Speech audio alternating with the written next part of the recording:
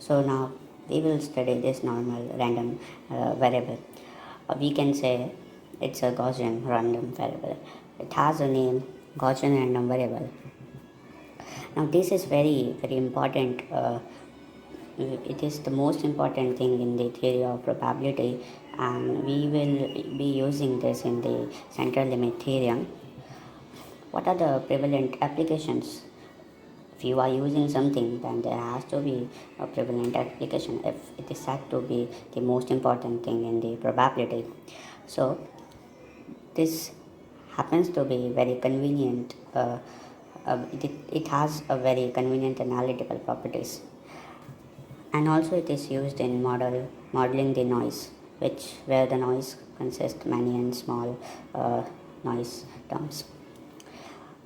Now formally let us start with the normal variable, normal random variable. Also it has a common name as Gaussian.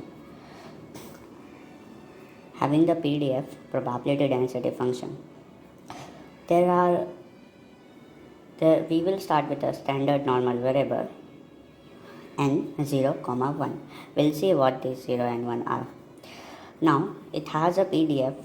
This standard normal variable has a PDF function of this kind. You can see you can make the graph of this function like this, f of x and this random variable. So it has a bell-shaped type of graph. Now you will be thinking how this 1 by root 2 pi can. We know that integration of this value e to the power minus x square by 2 into dx is equals to root of 2 pi. If we only take this function f of x equals to e to the power minus x square by 2, not taking the half 1 upon root of 2 into pi, then if you integrate this PDF from minus infinity to infinity, then as a rule you must get 1, okay, but you see that you are not getting 1, you are getting this. By the way, this integral is called as Gaussian integral. So to get the 1, what you do, you divide all things by 1 upon root of 2 pi, so you get the 1. Therefore, to make this function as a PDF, you divide by 1 upon root of 2 pi. So what if you are not aware of the PDF? Let's give a hint with it.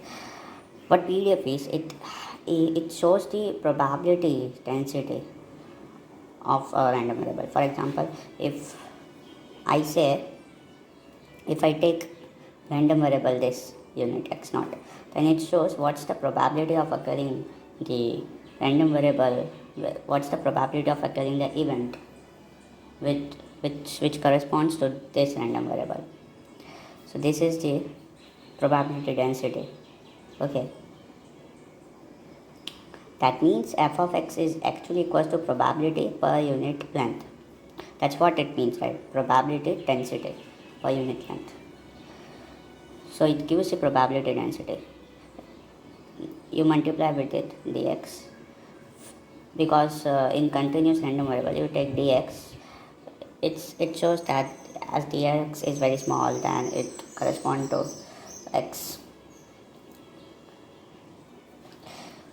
Now let's go with the mean value of this graph.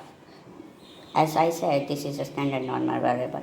It has the maximum at 0, and also considering the function, this is an odd function, so you can see that this odd function has a symmetric kind of nature.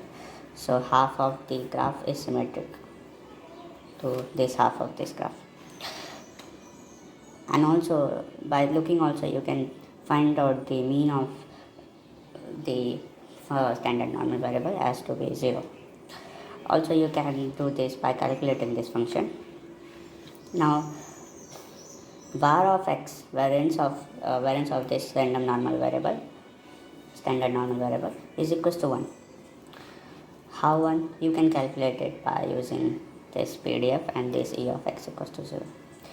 You now got the idea that 0 and 1 in this n comma 0 1 shows that it is actually the e of x and variance of x.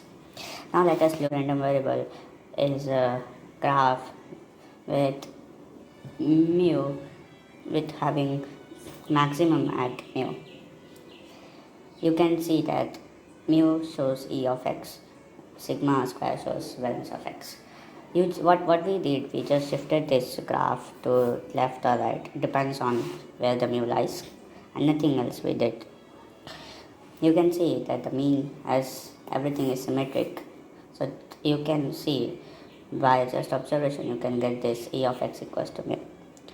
Now variance of x is equals to sigma square, you can get by integrating, you can get by this formula, variance of x equals to e of x square minus e of x square.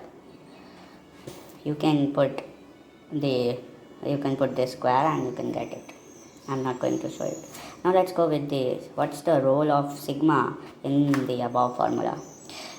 So sigma basically shows how the distribution is, how much your observation value lies towards the mean. If the sigma is more, that means your observation values lie, or your random variable values lie towards the mean if sigma is low. So sigma, considering the sigma very small, the graph will look like this. It's very narrow bell shaped kind of graph. Variance will also get and so the variance will also get smaller. Sigma is just a standard deviation. You can see it has more sigma than this. Case 2, this is case 2 and this is case 1. Thank you.